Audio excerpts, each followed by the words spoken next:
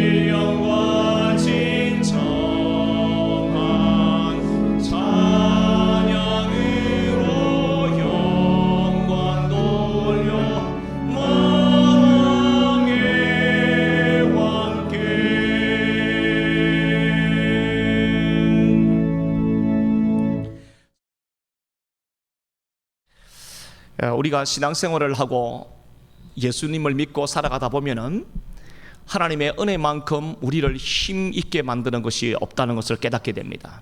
하나님의 은혜만큼 감사한 것이 없고, 하나님의 은혜만큼 우리를 강하게 만들고 또 담대하게 만들고, 하나님의 은혜만큼 우리를 고난과 시련과 역경 속에서 견디게 하고 이기게 하는 것은 없음을 우리가 신앙생활을 하다 보면은 절실하게 깨닫는 것입니다.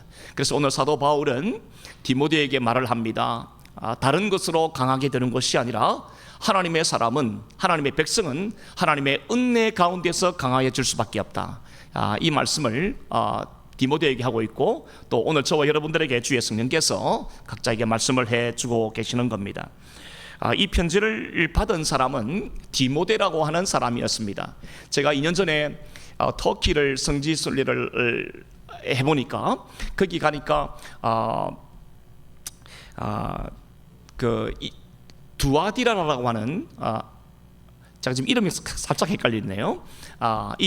디모데라는 사람을 사도 바울이 사도행전 16장에 보면 1절에 보면은 2차 선교 여행 중에 두아디라는 저 엉뚱한 곳인데 루스드라라는 지역에서 이제 만나게 되죠. 그 루스드라 출신입니다. 가보니까 산이 이렇게 몇 개가 보이고 정말 전형적인 시골이었어요. 그곳에서 디모데라는 사람이 자라 있었습니다. 청년이었는데 사도 바울이 전도를 했고 복음을 전해 주었고, 나중에는 디모데가 복음을 듣고 바울의 제자가 되고 나중에는 하나님의 신실한 일꾼이 되는 그러한 것을 제가 그 지역에 가서 다시 한번 경험하게 되었는데, 이 편지를 받는 사람은 사도 바울이 에베소 교회를 개척하라고 2년 또는 2년 반 정도 머물면서 교회를 개척했는데, 사도 바울이 이 에베소 교회에서 2년 반 정도로 목회를 하다가 이 청년 디모데에게 이 교회를 이제 후임자로 청빙을 하게 됩니다. 그때 초기 기독교 문헌이나 성경학자들의 추정에 따르면은 그 당시에 에베소 교회의 성도 수가 수천 명에서 적게는 많게는 10,000명 정도의 숫자가 모였을 것이다, 이렇게 추정을 합니다. 그만큼 지금 이 에베소 교회는 소아시아에서 가장 큰 도시였을 뿐만 아니라, 그러다 보니까 교회도 그렇게 또 크게 성장하게 되었는데, 디모데가 사도 바울을 이어서 이 에베소 교회를 목회하고 있었습니다. 청년이었습니다. 그 청년 디모데가 목회를 하고 있었는데, 사람의 숫자, 교회가 아주 급성장을 했습니다. 수천 명에서 10,000명 정도로 모이는 초대형 교회가 된 거예요. 그러니까 여러분, 이 목회 초년생인 디모데가 목회를 해본 적이 있습니까? 뭘 제대로 배운 적이 있습니까? 그저 하나님께서 부르심에 순종해서 그렇게 목회를 하고 있었는데, 여러 가지로 어려웠을 것입니다. 주님께서 자신에게 맡겨신 이 사역, 또 에베소 교회의 이 목양지를 생각할 때 청년 디모데는 굉장히 다양한 어려움을 겪고 있었을 것이라 생각합니다. 얼마나 힘이 들고 얼마나 두려웠겠습니까? 그때 디모데는 내가 이 하나님이 맡겨주신 이 목양지, 이 에베소 교회에서 목회하는 것과 그리고 사역이 하는 것이 자신의 힘과 지혜로 할 수 없다는 것을 그가 철저하게 깨달아 알았을 것입니다. 그런 디모데를 생각하면서 사도 바울이 AD 67년경에, 그러니까 67년에 사도 바울이 순교를 합니다. 로마 감옥에서 순교를 하는데, 그러니까 여러분 디모데후서는 사도 바울이 쓴 서신 가운데서 맨 마지막에 쓰여지고, 그리고 이제는 이 서신을 기록을 마침과 동시에 얼마 있다가 이제 순교하게 되는 것이죠. 그러니까 사도 바울이 마지막으로 남긴 글이 디모데 후서이고, 이 디모데에게 남긴 말은 마치 유언과도 같은 그러한 내용들입니다. 그러니까 디모데 전서나 특별히 디모데 후서를 읽어보면 사도 바울의 이 유언과 같은 심정이 묻어나게 되는 겁니다. 사도 바울은 그렇게 사역으로 인해서 여러 가지 어려움과 두려움, 또 여러 가지 문제를 안고 있던 디모데에게 이야기를 하고 있어요. 오늘 우리가 디모데후서 2장 1절부터 4절까지 이 네 가지 권면을 우리가 보게 되는데, 이 네 가지 권면을 생각해 보시면서 디모데에게 주신 말씀, 또 에베소 교회에 주신 말씀이 오늘 저와 여러분에게 주시는 말씀이요, 우리 아름다운 교회에 주시는 말씀으로 우리 받을 때 하나님의 은혜가 더욱더 강하게 임하리라 믿습니다. 네 가지입니다. 첫째, 사도 바울이 디모데를 향한 그 권면은 그리스도 예수 안에 있는 은혜 가운데에서 강하고, 우리 1절 말씀에 그렇게 말씀을 하고 있죠. 내 아들아, 그러므로 너는 그리스도 예수 안에 있는 은혜 가운데서 강하고. 사도 바울은 지금 이 디모데에게 이야기를 하고 있습니다. 근데 여러분, 이 말은 단순한 격려나 위로의 메시지가 아닙니다. 이 메시지는 디모데가 가장 긴장하고 마음과 생각을 가다듬고 들어야 하는 주님의 거룩한 부르심이라고 할 수 있습니다. 엄청난 분주함과 감당하기 힘든 사역의 그 양, 이러한 사역을 통해서 마음의 큰 두려움과 또 긴장감을 가지고 있던 이 디모데는 하나님이 주신 이 사명과 사역을 감당함에 있어서 오직 예수 그리스도께서 주시는 은혜가 아니면, 하나님의 은혜가 아니면 도저히 이 일들을 감당할 수 없다는 그 진리를 붙들어야만 했던 것입니다. 사도 바울이 사랑하는 믿음의 아들인 디모데에게 이렇게 담대하게 이야기할 수 있었던 것은 그가 먼저 하나님의 은혜를 경험했기 때문입니다. 그가 남에게 담대하게 예수 그리스도의 은혜를 이야기할 수 있었던 것은, 사도 바울은 다메섹 도상에서 예수님께 부르심을 받고 난 다음에 지금 AD 67년에 순교하게 되는 대략 30년의 세월 동안에 그가 지나온 모든 삶들을 돌아볼 때 하나님의 은혜가 아니면 자기가 살 수 없었고, 하나님의 은혜가 아니면 자기가 이 모든 사역들을 감당할 수 없었다고 하는 은혜에 대한 깊은 깨달음과 인식이 있었기 때문입니다. 사도 바울은 자신이 강하다고 생각했을 때 넘어지기 일쑤였고 실패했었지만, 자신의 약함을 하나님 앞에 진실하게 고백하고 또 그렇게 이야기하고 도우심을 구했을 때 하나님은 예수 그리스도 안에서 사도 바울을 강하게 하셨고, 사도 바울을 그의 은혜 가운데 강하게 붙드셔서 하나님의 일들을 능히 감당할 수 있도록 도우셨던 것입니다. 사도 바울은 강함이라는 것이 자신에게서 나온 것이 아니라 예수 안에 있는 은혜가 자신을 강하게 했다는 사실을 그 누구보다 철저하게 경험했고 깨달았기 때문에 오늘 디모데를 향해서 너도 오직 그리스도 예수 안에 있는 이 은혜 아래에서 강하여지기를 바란다, 그런 이야기를 남기고 있는 것입니다. 사랑하는 여러분, 사람은 본능적으로 강해지고 싶어 합니다. 강하게 보이려고 합니다. 이 본능입니다.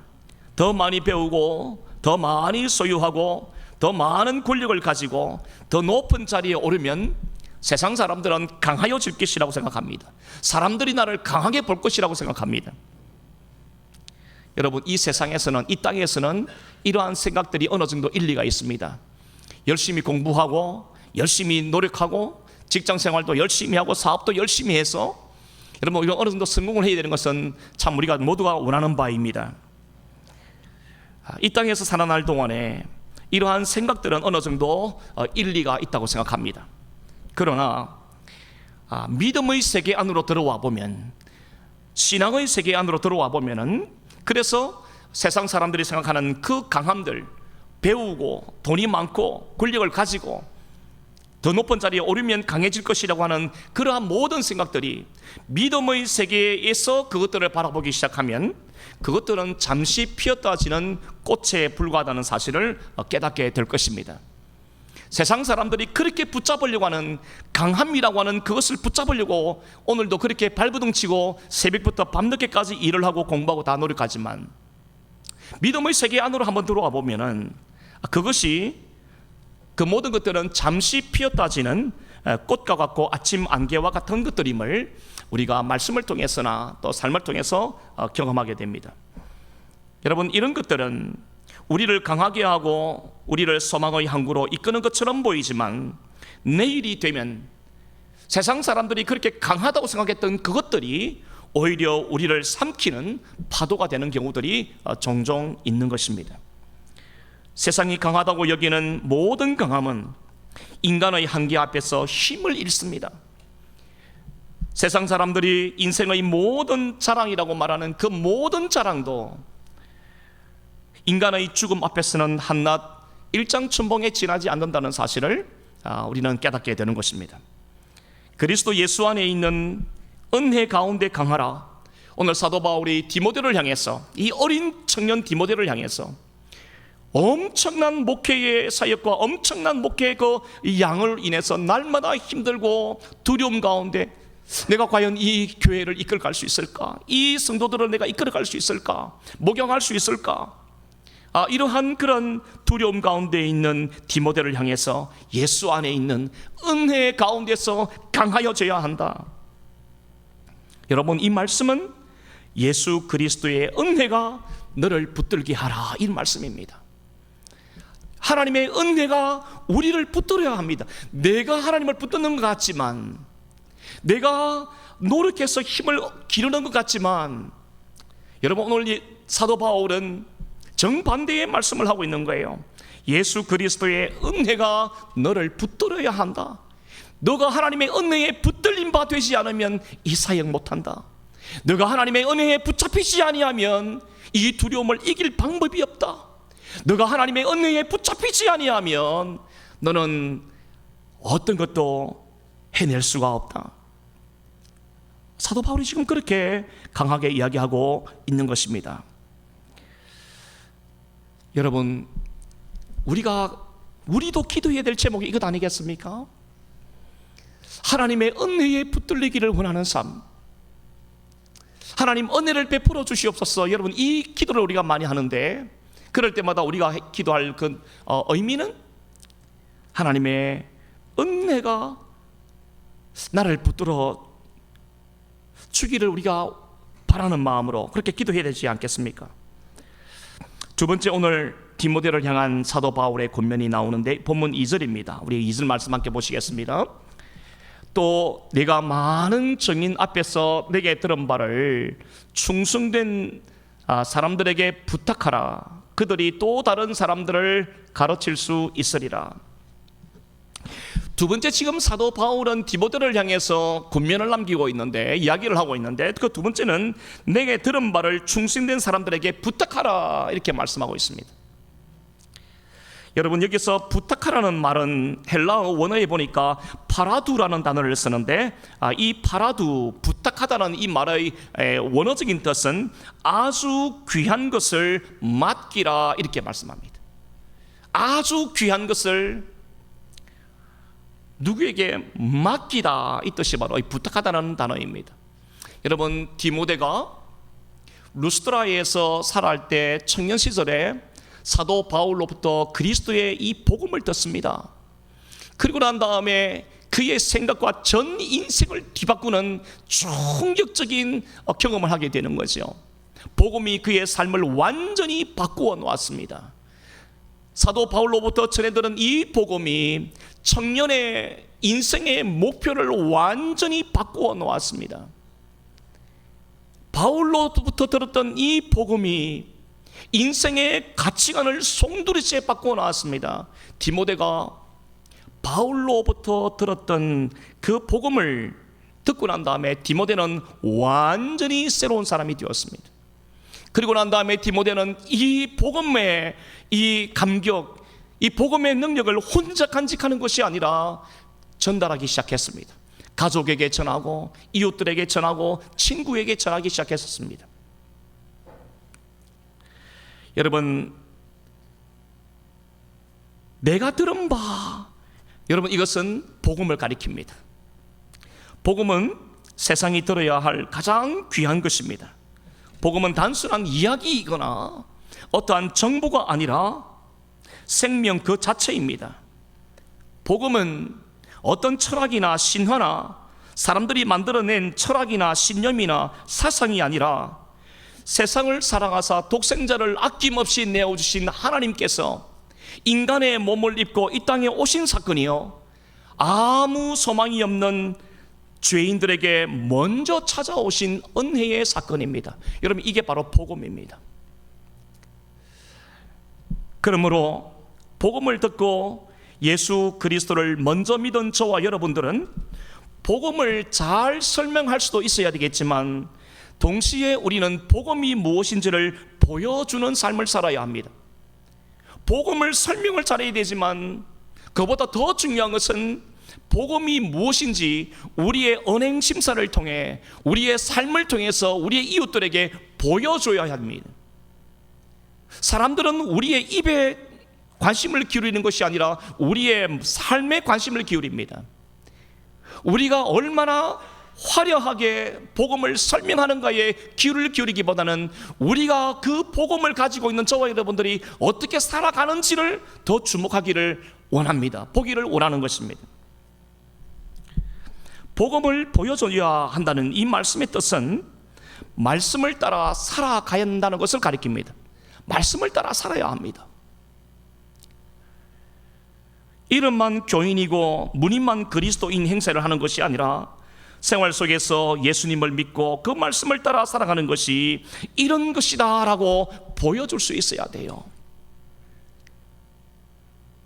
세상 사람들도 고민을 하고 예수 믿는 사람들도 고민을 하죠.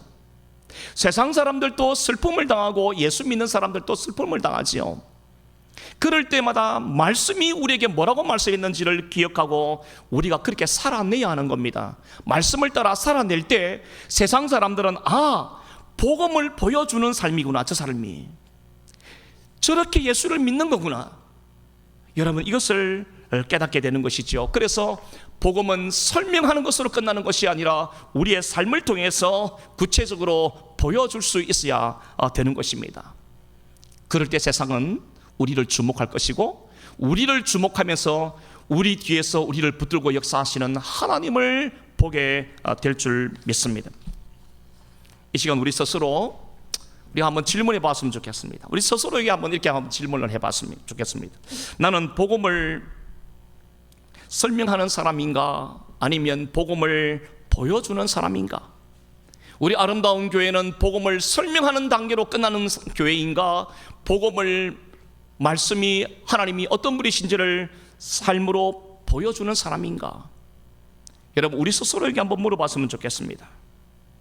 내 입은 예수님을 이야기하고 십자가를 말하지만 내 마음의 중심은 세상의 가치를 추구하고 있지 않습니까? 하나님의 영광을 우리의 입으로 말을 하지만 내 마음 깊은 곳에서는 은밀하게 내 이름과 내 의와 내 영광을 자랑하고 있지 않습니까?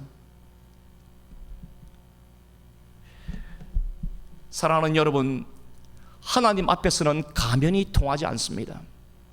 하나님 앞에서는 연출이 통하지 않습니다. 하나님 앞에서는 두 얼굴이 통할 수 없어요. 하나님께서는 우리의 중심을 살피시는 분이시고 우리의 일거수일투족을 감찰하시는 분이신데 우리가 어떻게 두 얼굴을 가지고 사람 앞에 대하는 것처럼 하나님 앞에 대할 수 있겠습니까? 가면이 통하지 않아요. 하나님 앞에서는 연기가 통하지 않습니다. 사람 앞에서는 우리가 얼마든지 연기할 수 있습니다.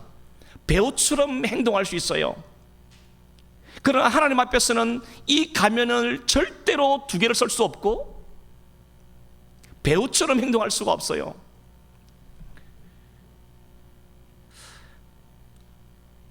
오늘 사도 바울은 2절 중반절에서 이렇게 말하지요. 그들이 또 다른 사람들을 가르칠 수 있으리라. 복음이 사도 바울에게로 흘러갔고 사도 바울이 받은 이 복음은 또한 디모데에게로 흘러갔고 디모데에게 흘러간 그 복음은 디모데에게 갇혀있지 아니하고 디모데는 뭇 사람들에게 뭇 영혼들에게 이 복음을 흘려보내기 시작합니다. 이것이 교회의 모습이어야 돼요. 이게 그리스도인들의 모습이어야 됩니다. 우리가 받은 은혜는 내 안에만 갇혀 있으면 장식품으로 끝나요.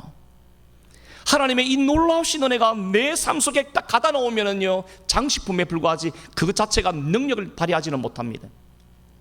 그래서 은혜는 흘러가야 하고 우리가 받은 이 복음 말씀의 은혜도 복음도 흘려 보내야 하는 겁니다. 그런데 여러분 오늘날 이 시대의 교회들을 한번 생각해 보십시오.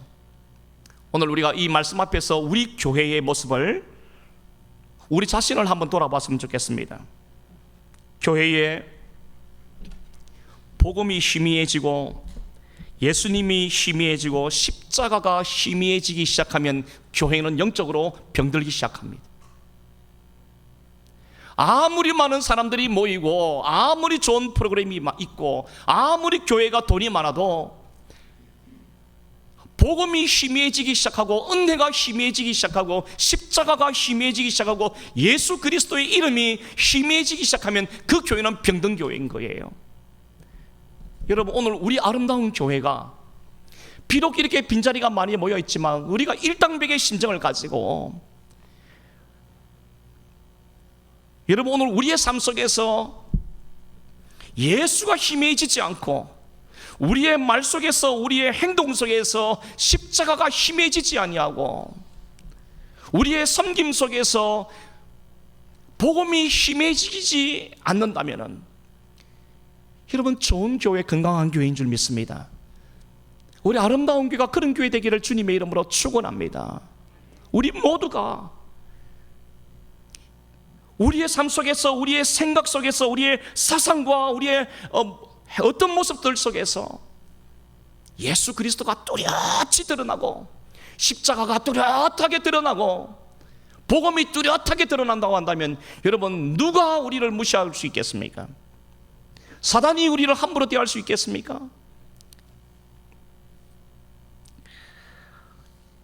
여러분 우리 교회가 이 시대의 교회들이 이 복음이 다음 세대까지 잘 전달될 수 있기를 바라고 이 복음이 우리의 자녀 세대에서 손주 세대로까지 계속해서 개선이 될 수 있도록 여러분 우리가 정말 귀를 기울이고 마음을 모아서 자녀손들을 위해서 기도해야 될 줄 믿습니다. 자식들이 좋은 직장 가지면 뭐합니까? 돈 많이 벌면 뭐 하겠어요? 손주들이 좋은 직장 가지고 좋은 뭐 하면 이게 다 무슨 소용이 있습니까? 예수 그리스도를 잃어버리면 여러분 아무런 의미가 없는 것들이에요. 여러분 오늘 사도 바울이 두 번째로 또 다른 사람들을 가르치라. 여러분 우리는 오늘 우리 자녀들에게 우리 손주들에게 우리 이웃들에게 우리 친구들에게 이 복음을 전해야 할 사명이 있는 줄 믿습니다. 이 사명 따라 살아가시는 우리 모두가 되기를 바랍니다. 세 번째로 오늘 사도 바울이 디모데에게 권면하는 것이 있습니다. 우리 본문 3절 말씀 우리 큰 소리로 다 같이 한번 읽어보겠습니다. 본문 3절입니다. 시작. 너는 그리스도 예수의 좋은 병사로 나와 함께 고난을 받아라. 함께 고난을 받아라. 세 번째 메시지, 오늘 사도 바울이 에베소 교회를 목회하고 있는 이 젊은 청년 디모데에게 정말 어떻게 해야 될지 모르겠고 두렵고 떨림 가운데 이 사역을 감당하고 있는 디모데에게 세 번째 권면은 뭡니까? 나와 함께 고난을 받으라, 그렇게 말씀하고 있어요. 나와 함께 고난을 받으라.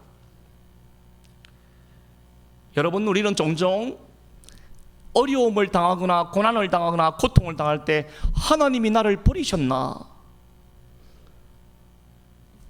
그 고난과 고통이 길어지면 내 앞에 장사가 없다고 하나님이 나를 버리셨나? 나는 애시당초 하나님 앞에 선택받지 못한 사람이었는가? 여러분, 그런 혼돈이 올 때가 있어요.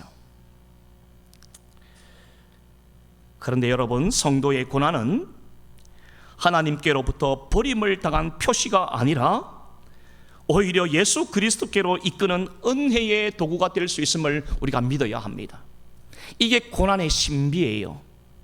고통의 신비입니다. 고난을 통해서 우리는 하나님께로부터 버려졌다는 것을 확인하는 것이 아니라 오히려 그 고난을 통해서 하나님께로 더 가까이 나가게 만드는 하나님의 그 은혜의 장치, 은혜의 도구임을 기억해야 합니다. 그러면 여러분, 고난을 당할 때, 어려움을 당할 때 하나님이 굉장히 나에게 가까이 다가와 계시구나, 여러분, 그것을 우리가 기억을 해야 할 줄 믿습니다. 여러분, 누가 고난을 좋아하겠습니까? 누가 고통을 좋아하겠어요? 우리 기도의 내용에도 우리가 종종 기도할 때마다 하나님, 이 고난을 피하게 해주세요, 그런 기도를 할 때가 있지 않습니까? 하나님, 이 고난이 속히 지나가게 해 주십시오, 이런 기도를 우리가 드릴 때도 있는 것입니다. 이런 기도가 잘못되었다는 것이 아니에요. 하나님은 우리가 당하는 고난과 고통을 외면하시는 분이 아니십니다. 오히려 하나님은 우리의 고난당하는 상황에 함께 계시는 분이십니다. 우리가 눈물을 흘릴 때 하나님도 함께 눈물을 흘리시고, 우리가 아파할 때 우리 하나님도 아파하시는 분이십니다. 우리가 즐거워할 때 우리 하나님도 즐거워하시고, 우리가 찬송할 때 주님이 춤을 주시는 분이십니다. 이게 바로 하나님이 우리와 함께 하시는 임마누엘 하나님이 되신다는 뜻이에요. 하나님은 어떤 분이십니까? 우리의 상한 마음을 위로하시는 분이시요, 상한 갈대를 꺾지 아니하시고 꺼져가는 심지도 끄지 아니하시는 분이 우리 하나님이신 줄 믿습니다. 그런데 여러분, 우리가 여기까지 아는 것 중요하지만은 그 다음도 너무나 중요합니다.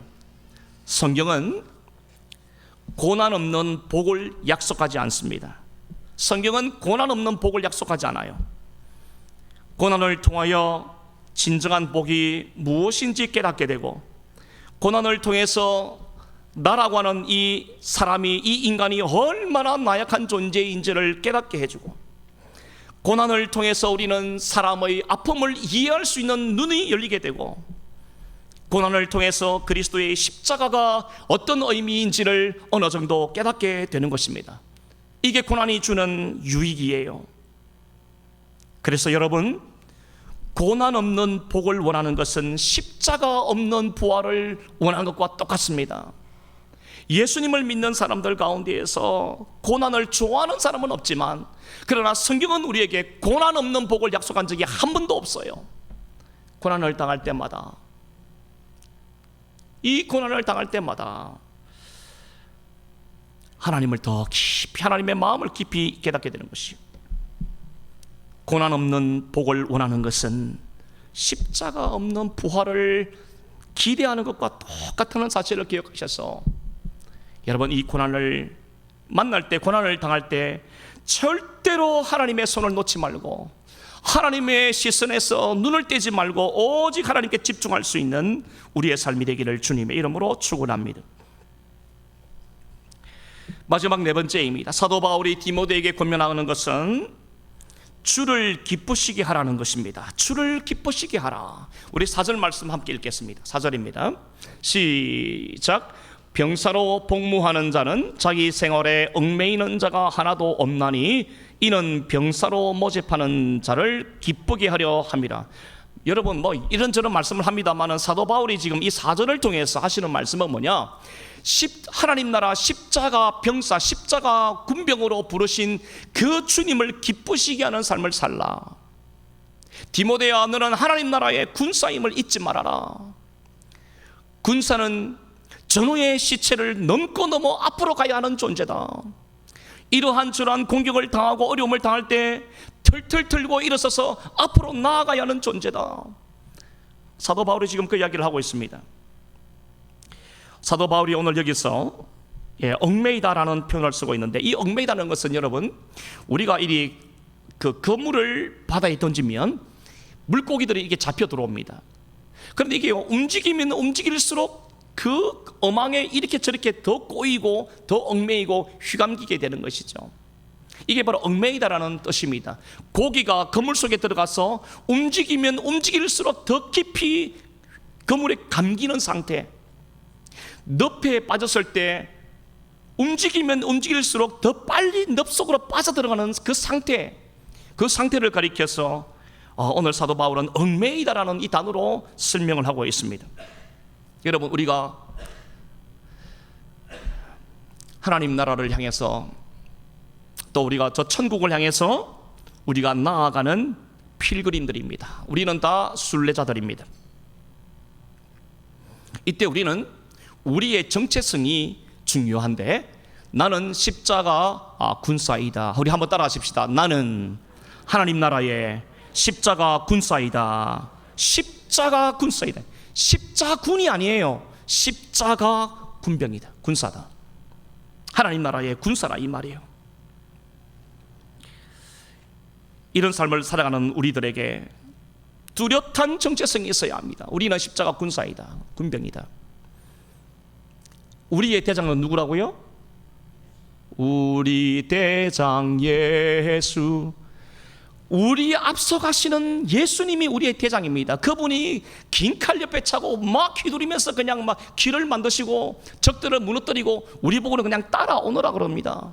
따라오너라. 내가 다 한다. 전쟁은 내게 속한 것이니 내가 전쟁한다. 너희들은 나만 보고 내 뒤통수만 보고 따라오면 된다. 그러면 승리의 기쁨을 내가 너희들에게 다 줄 거야. 여러분, 이게 바로 앞서가시는 대장 예수님이 하시는 말씀 아닙니까?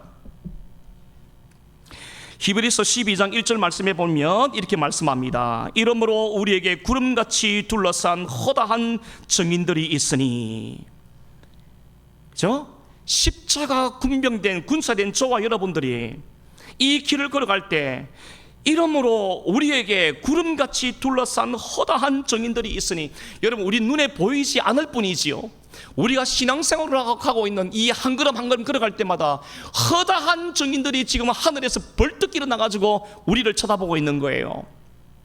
우리가 힘들어할 때 하늘에서는 박수를 치고 있는 거예요. 힘내라, 힘내라, 힘내라, 믿음의 후배들이여 힘내라. 예? 저 허다한 천군 천사들, 또 우리 앞서간 우리 믿음의 선진들이 저 천국에서 벌떡 일어나서 우리를 향해서 박수를 치고 응원하고 있다, 이 말이에요. 구름같이 둘러싼 허다한 증인들이 있으니, 그 뒤에 말씀을 들어보세요. 모든 무거운 것과 얽매이기 쉬운 죄를 벗어버리고. 십자가 군사들은요, 쓸데없는 짐들을 어깨에 메고 있으면 안 돼요. 행군을 할 때 쓸데없는 필요치 않은 것들은 여러분 싹 다 갖다 버려야 되는 거예요. 그래야 군인이 행군을 할 수가 있는 거예요. 그렇지 않습니까? 모든 무거운 것과 얽매기 쉬운 죄를 벗어버리고, 그 다음에 십자가 군사들이 가져야 될 게 있어요. 인내로서 인내해야 돼요. 참아야 돼요. 이것저것 어렵다고 해서 퍽퍽 넘어지고 쓰러지고 그러지 말고 참고 일어나야 되는 거예요. 인내하라는 겁니다. 우리 앞에 당한 경주를 경주하며 42.195km를 끝까지 달려야 되는 게 마라토너의 사명입니다. 누가 옆에 와가지고 발을 걸어서 잡아뜨리든 야유를 하든 누가 무슨 소리를 하든 마라토너는 42.195km를 정확히 가야 되는 거예요. 여러분, 여기서 무거운 것과, 첫째는 무거운 것과 두 번째 얽매이기 쉬운 죄를 벗어버리고, 우리가 벗어버려야 될 게 이 두 가지예요. 그러면 여러분, 모든 무거운 것은 무엇을 말입니까? 여러분, 이것은 죄는 아니지만 신앙생활에 있어서 짐이 되는 세상적인 욕심이나 염려나 두려움이 있는데, 이것을 가리켜 사도 바울은 모든 무거운 것 이렇게 말했습니다. 모든 무거운 것. 죄는 아니지만 자꾸만 우리의 신앙을 병들게 만들고 우리를 넘어지게 만들고 영적으로 게으르게 만드는 여러분 이것들을 가리켜서 사도 바울은 지금 모든 무거운 것들, 여러분 이것을 우리가 짊어져야 되는 겁니까? 벗어버려야 되는 겁니까? 벗어버리라고 말하잖아요 지금. 두 번째로 사도 바울은 얽매이기 쉬운 죄라 그랬습니다. 이것도 우리가 벗어버려야 돼요. 얽매이기 쉬운 죄, 여러분 이것은 하나님과 멀어지게 만드는 것, 직접적으로 범죄하게 만드는 영적인 함정, 영적인 덫이 있는데 이것을 가리켜서 오늘 사도 바울은 얽매이기 쉬운 죄 그렇게 말했습니다. 여러분 이 얽매이기 쉬운 죄는 특징이 있습니다. 이것은 반복성이 있어요. 반복적인 게 있어요. 여러분 하나님 앞에 범죄하게 만드는 것도 여러분 가만히 보세요. 반복적입니다. 성적으로 아주 엄난한 사람은요 반복적으로 거기에 엄난해요. 반복적이에요. 반복적이에요. 거짓말하는 사람들을 가만히 보세요. 반복해요. 반복해요. 남의 말을 함부로 하고 남의 마음에 상처를 주는 사람들을 보면은 반복성이에요. 반복성. 계속 반복됩니다. 사람마다 타고난 성격이 있고 기질이 있어요.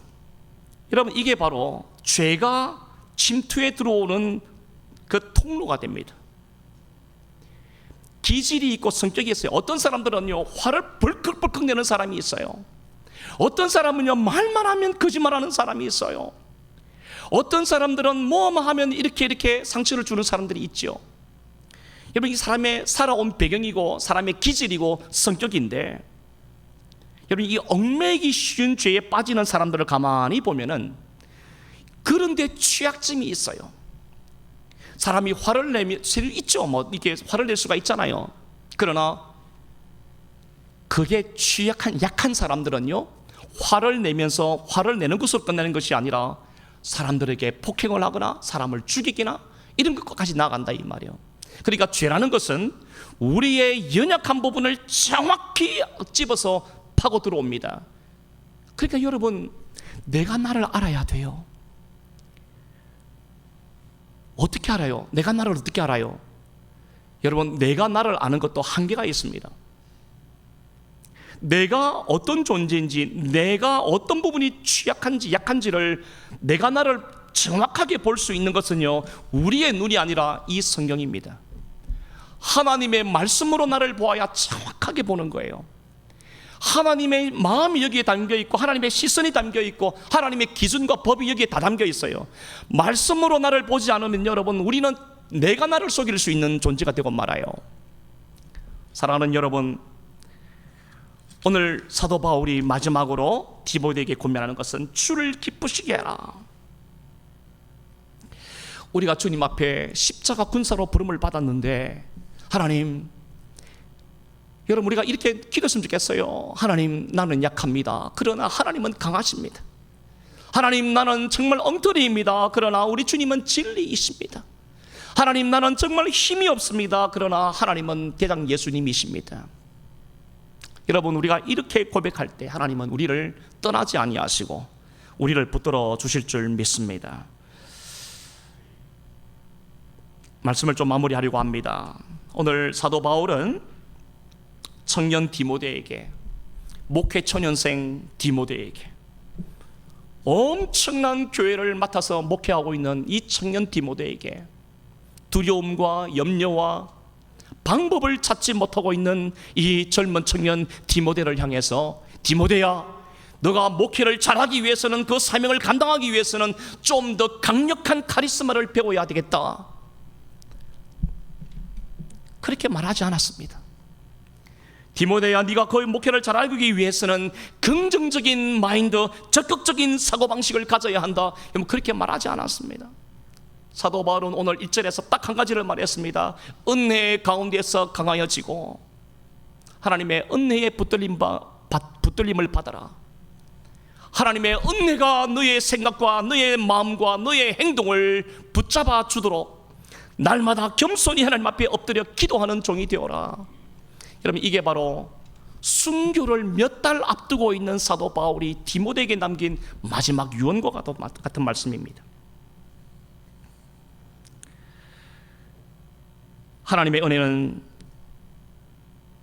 끝까지 사도 바울을 붙들고 계셨고, 이 사실을 깊이 깨닫고 있었던 사도 바울은 믿음의 아들 디모데에게 똑같은 말씀을 남기는 거예요. 은혜 아래 강하여지라. 은혜 아니면 우리가 살 수 없다. 은혜 아니면 목회할 수 없다. 은혜 아니면 직분 이거 감당할 수 없다. 은혜 아니면 충성되고 신실한 교인 될 수 없다. 하나님의 은혜가 아니면 이 타락하고 부패한 세상 가운데 하나님의 순결한 신부로 살아갈 수 없다. 은혜 아니면 아무것도 안 된다. 여러분, 그걸 지금 반복적으로 디모데에게 남기고 있는 것입니다. 사랑하는 여러분, 오늘 저와 여러분들이 이 말씀을 들으면서 하나님의 은혜가 아니면 나는 살 수가 없구나. 우리 오늘 찬양팀 너무나 찬양을 잘 준비해 주셨는데 너무 감사해요. 하나님의 은혜가 아니면 살아갈 수가 없네. 작은 고난 속에서도 우리가 일어설 수 있는 힘은 내 안에 있지 않고 하나님의 은혜가 부어진 바 될 때, 여러분, 우리 아름다운 교회가 하나님의 은혜에 강하게 붙들린 바 되어서 주님 오시는 그날까지 하나님께 영광이 되고 사람에게는 감동을 주는 그런 교회, 저와 여러분 모두가 되기를 주님의 이름으로 축원합니다. 기도하십시다. 살아계신 우리 하나님 아버지, 목회 초년생이고 수많은 두려움과 여러 가지 문제에 봉착해 있던 청년 목회자 디모데에게 사도 바울은 순교를 몇 달 앞두고 유언과도 같은 네 가지 말씀을 그에게 남긴 것을 우리가 살펴보았습니다. 하나님, 우리가 오늘 이 말씀을 통해서 세상 사람들은 강해지기 위해서 그렇게 공부하고 힘을 기르고 권력을 가지려 하지만, 하나님, 오늘 우리 믿음의 사람들은 그런 노력도 필요하지만 본질적으로 더욱더 중요한 것은 하나님의 은혜에 붙잡히는 사람, 하나님의 권능의 손에 붙들리는 사람이 되어야 될 줄 믿습니다. 아버지, 우리 아름다운 장로교회가 하나님의 은혜에 붙들림 바 되고 하나님의 전능하신 그 손에 붙들림 바 되는 우리 아름다운 교회에 온 성도들 되게 하여 주시옵소서. 교회가 작다고 해서 낙심하지 않게 하시고, 모이는 숫자가 많지 않다고 해서 기죽지 않게 하시고, 더욱더 담대하게 하나님께서 오늘 나를 하나님 나라 십자가 군병으로 불려주셨다는 사실을 깨달아서 모든 무거운 것과 얽매이기 쉬운 죄를 철저하게 끊어버리고 오직 하나님의 은혜에 붙들림 바 되는 우리 아름다운 교회 성도님들 되도록 하나님 축복하여 주시옵소서. 쉼이 없고 부족하고 연약한 저희들을 하나님 붙잡아 주셔서 이 흠난하고 타락하고 부패한 세상 가운데에 하나님, 오늘 사도 바울이 그 끝무렵의 편지를 쓰면서 은혜 아래 강하라고 했던 것처럼 우리도 마지막 편지를 써야 하는 순간이 다가올 것입니다. 하나님, 우리들도 사람 앞에, 가족 앞에, 하나님 앞에서 사도 바울처럼 마지막 편지를 써야 하는 그 순간이 다가올 때에 세상의 사람들의 평판에 귀를 기울이지 아니하고 내가 가지고 일구었던 것 자랑하지 말게 하시고 내 눈물을 닦아주시는 좋으신 우리 주님, 그동안 고생했다 그만 쉬고 내게로 오라고 말씀하시는 그 주님, 우리를 사랑하사 우리의 집을 예비하기 위하여 먼저 가셨던 우리 주님, 지금도 우리와 임마누엘로 함께 하시는 그 주님과 단둘이 남을 게 될 때인데, 그때 우리가 남길 수 있는 말이 지나온 모든 것 하나님의 은혜였노라 사람들 앞에 고백하게 하시고, 우리 주님 앞에, 주님, 내가 지금껏 살아온 것 주님의 크신 은혜였습니다, 이 고백 남기고 주님의 품에 안길 수 있는 우리 모두가 될 수 있도록 주님 은혜 베풀어 주시기를 원합니다. 연약한 저희들입니다. 하나님께서 날마다 은혜 아래 붙잡아 주셨어. 강한 하나님의 사람으로 살아갈 수 있도록 하나님 도와주시옵소서. 감사하옵고 예수님의 이름으로 기도드리옵나이다. 아멘.